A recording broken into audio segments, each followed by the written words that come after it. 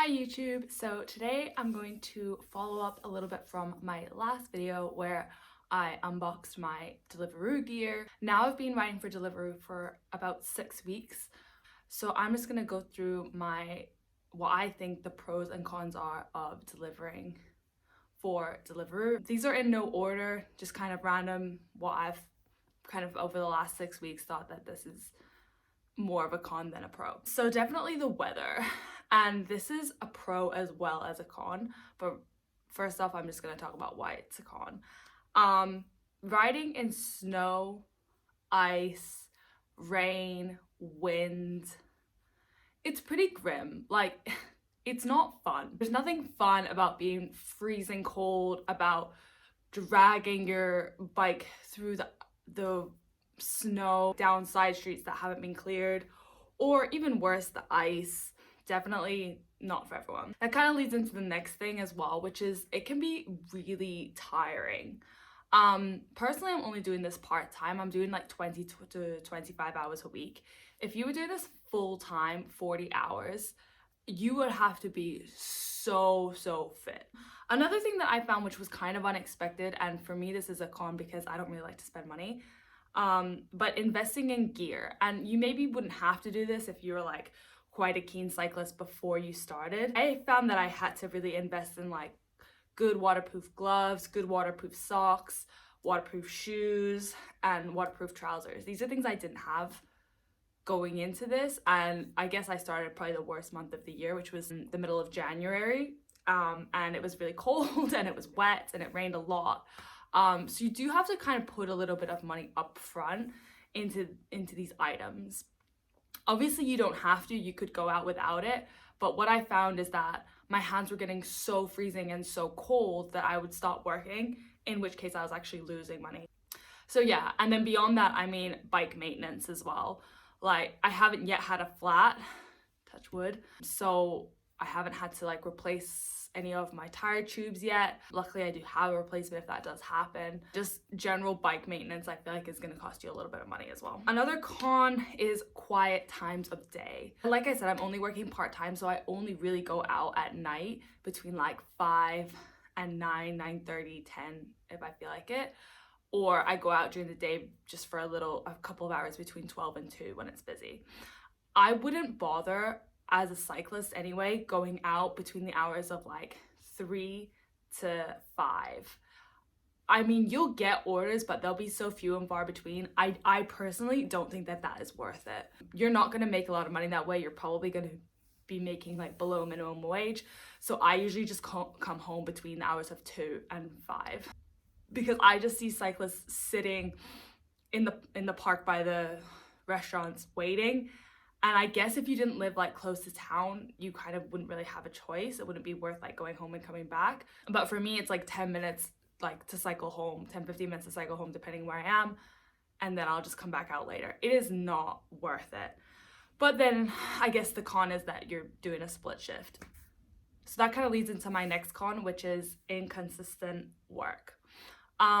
The work is not consistent even on like weekends, midweek. It is so dependent on whether the time of day, if there's anything going on. So obviously Valentine's Day was super busy. Pay weekend's probably going to be super busy, but then on the flip side, the week before pay week is not going to be busy. If it's raining during the day during the week, it's going to be a lot busier. But if it's a nice day, it's going to be quiet. People are rather just going to want to go out themselves. So it's inconsistent. And then again, I guess another con in that sense is you need to work nights and weekends. If you want to do this 9 to 5 as a cyclist, you are not going to make good money 9 to 5 Monday to Friday. I mean, you'll make some money and there are jobs, but I wouldn't recommend it. You're not going to be making more than minimum wage, or very unlikely in my experience so far. You're going to be making probably the least amount that you could make if that's the job that you want. If you want 9 to 5 Monday to Friday, don't do Deliveroo. These are restaurant hours. Me coming from restaurants, it's not really a big deal. I'm used to these hours. But if you don't and you want normal, like, yes, you can pick when you can and can't work. That is one of my pros is the flexibility, but in reality, you need to work nights and weekends to make decent money. That's most of my cons. Going into the pros, going straight back into the weather. Snow, ice, rain, winds, although it's crappy to work in, you can get massive boosts. During the snow time, I think it was like 1.4 boost. So for every order that you did, you got like 1.4 times 1.4. So although you're waiting about in snow and ice and the deliveries might be taking you longer, you're getting paid significantly more for those orders. Same in the rain, same in the wind, they often put a boost on. And there's always a boost on Friday, Saturday nights as well. Only like 1.2, not 1.4, but still it makes up for it. So the snow, ice, rain situation is a pro and a con. It's kind of shitty to work in. However, it's gonna be busier because people are not going out and they don't want to go out. And it's also gonna be you making more money. So when it's busy, you can be super picky and choosy about your orders.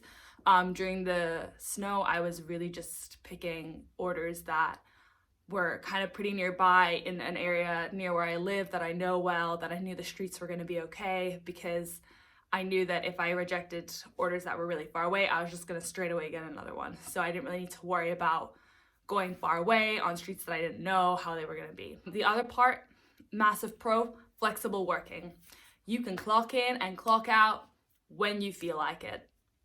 No one needs to tell you when to start. No one needs to tell you when to finish. I love this because it just means you can decide your own week. Like, there's no start time, there's no finish time. You go online, you go offline. It's all up to you. Another pro is that it's good money. If you work in the busy times and you're strategic about the orders that you accept and don't accept, you can make well more than minimum wage. At the end of this video, I'll put down what I've made like per hour every week. Mostly been working the evenings and the weekends. So yes, it is a little bit higher than if I was working during the week. Another pro, exercise. You are going to get so fit doing this. Like I said, I'm doing about 20 to 25 hours a week. I'm also a runner, so I run 4 or 5 times a week. Yes, my legs are very, very tired. However, your fitness and your endurance are gonna be so good. You are never gonna have to worry about the gym. You're never gonna have to worry about what you eat, because you're gonna need all the carbs, you're gonna need all the sugars.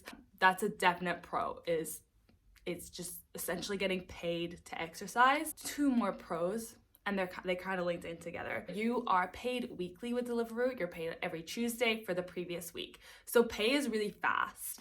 And also there's a cash out option where you can at any point, I think you get charged 50 pence and you can just cash out the money that you've already made. Personally, I haven't used this yet because I don't really see the need when you're getting paid weekly anyway. But yeah, that's a massive pro. If you're just like a little bit short on money, you can easily like cash out and you get paid immediately.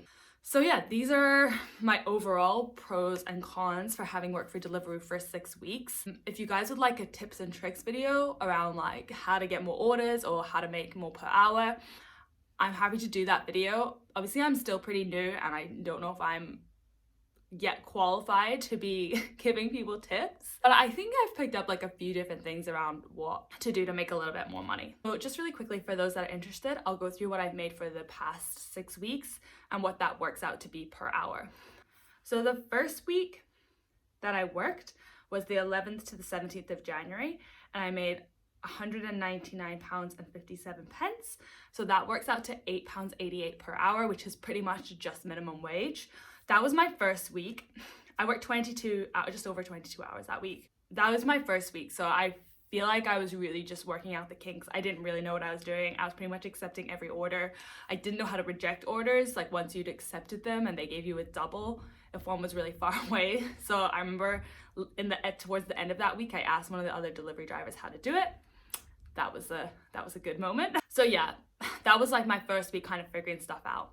Bear in mind, you'll probably make less in your first week because you won't really know what you're doing. The second week, I made £219. I worked 22 hours and that worked out to £9.95 per hour. So here I feel like I started like figuring out what to do. I probably still wasn't very quick and I was very, very tired this week. Like my legs were just dead. The third week, I made £239. I worked 23 hours, so and it worked out to about £10.30 per hour. At this point, definitely was getting in the groove of things.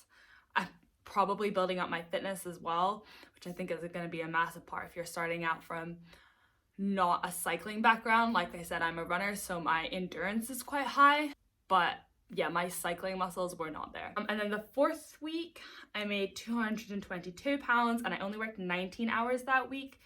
So that worked out to $11.40 per hour. So again, building up. And then the 5th week was the week of the snow and ice, where it was 1.4 boost for a lot of the week. So that week I earned £268. I worked 20 and a half hours and actually worked out to £13 an hour. So like I said, that's the pro of the snow and ice. The con was that you're riding about in snow and ice. So it's £13 an hour, but at what cost? And then last week I earned £228. The weather was so much better last week. There was no like snow and ice boosts at all. There was the normal weekend boost, but that was it. I worked 21 hours and I made £10.86. So there you go. Like that's some weeks. I feel like £10.50 to £11 is probably around what you're gonna make if you're working evenings and weekends. It's not consistent, and that's definitely something that most people wouldn't like. However, I feel like it is consistently above minimum wage. And I'm really aiming for £10 an hour most of the time. And I feel like it is consistently, apart from the first 2 weeks where I feel like I was just getting to know how it works. I've consistently made a lot above £10 an hour. That's kind of an idea of what you could make, and also the inconsistencies of it. So from £13 an hour to £10.80 an hour. Anyway, that's all for my video right now. I hope you enjoyed, and like I said, if you do want another video around like Deliveroo stuff, just leave it in the comments below, and yeah, any questions in it, then I'll always reply as well. Okay.